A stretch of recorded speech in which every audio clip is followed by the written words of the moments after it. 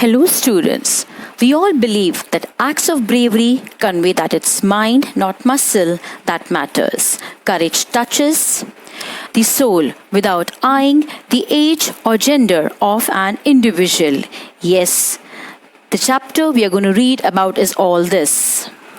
We are going to study the chapter A Hero, written by R.K. Narayan. He is considered one of the India's greatest English language novelist.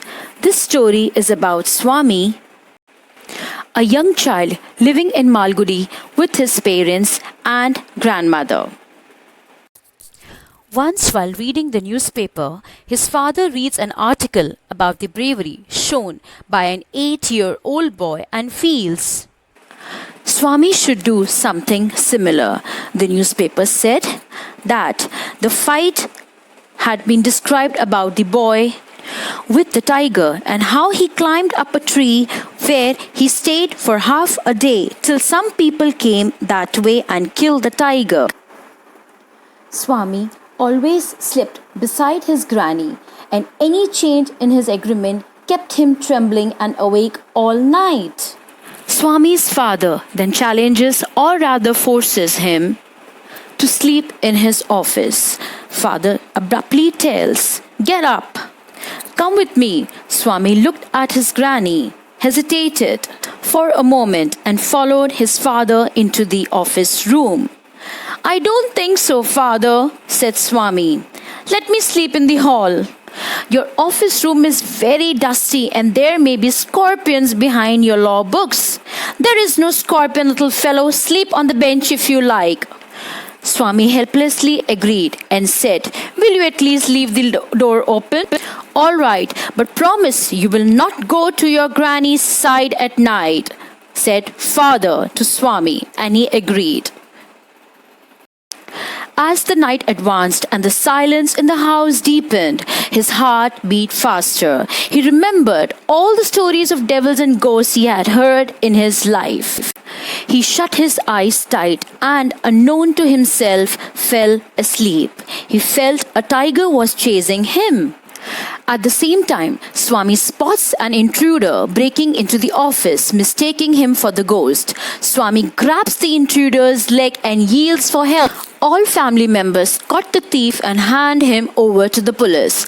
The police appreciate him and want him to join the police force, but Swami had quite made up his mind to be an engine driver, a railway guard, or a bus conductor later in life. Father asked, "Where is the boy?" And mother said casually, "In his usual place. He went to bed at 7:30. "Sleeping beside his granny again?" Father said, "No wonder. He wanted to be asleep before I could return home.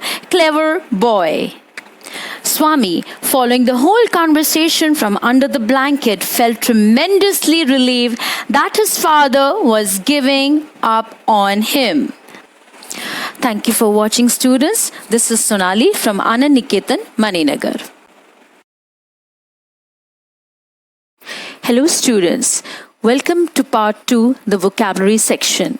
Yes, here we will talk about what is vocabulary. Vocabulary plays an important part in learning to read. Beginning readers must use the words they hear orally to make sense of the words they see in print. Vocabulary is key to reading comprehension. Readers cannot understand what they are reading without knowing what most of the words mean.